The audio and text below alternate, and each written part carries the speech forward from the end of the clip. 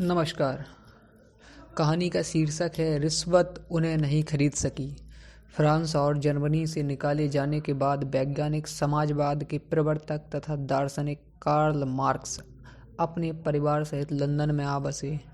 यहीं पर उन्होंने अपने प्रख्यात ग्रंथ पूंजी की रचना की।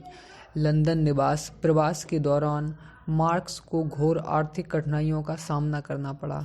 घोर अभाव और भूख के कारण उनके 2 बच्चों की मृत्यु हो गई। उन्हें मकान से निकाल दिया गया और उनके बिस्तर तक बिक गए।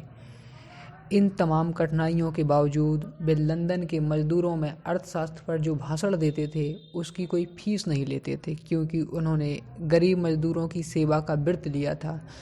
जिन दिनों वे इन आर्थिक कठिनाइयों से गुजर रहे थे, उन्हीं दिनों जर्मनी के प्रधानमंत्री बिस्मार्क ने अप्रत्यक्ष रूप से उन्हें रिश्वत देकर खरीदना चाहा, ताकि उनके क्रांतिकारी विचारों का प्रभाव समाप्त हो जाए। मार्क्स के पुराने साथी बूचर को बिस्मार्क ने अपनी ओर मिला लिया और उसके द्वारा 5 अक्टूबर 1865 को एक पत्र भिजवाया कि हमारा सरकारी समाचार पत्र सर्राफा बाजार की कार्रवाइयों के संबंध में मासिक रिपोर्ट प्रकाशित करना चाहता है। क्या आप इस भार को ले सकते हैं और इसके लिए क्या पारिश्रमिक लेंगे? बूचर ने पत्र के अंतिम भाग में यह भी लिखा था कि सरकार का समर्थन करने से भी राष्ट्र की सेवा हो सकती है। यह मार्क्स को खरीदने की एक कुटिल चाल थी।